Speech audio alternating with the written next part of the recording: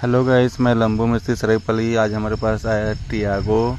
अब देख सकते हैं इतना डेंट हुआ है, तो इसको हम डेंट करते हैं शोरूम में, तो इसको रिप्लेस करना पड़ेगा बोले, लेकिन हम हार नहीं माने। इसको हम डेंट कर रहे हैं और इसका ग्लास भी चेंज होगा।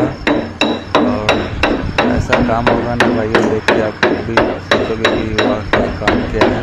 तो ऐसे ही अच्छा काम कराना है तो आ जाइए सहारा मारुति वर्कशॉप सरायपली, लंबू मिस्त्री।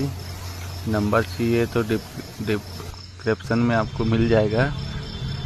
देख सकते हैं ग्लास पेस्टिंग चालू हो गया है, तो कलर तो दिखता भी होगा आपको। तो ऐसे ही ओके काम कराना है, डेंटिंग, पेंटिंग, मैकेनिकल, कुछ भी ऑल वर्क।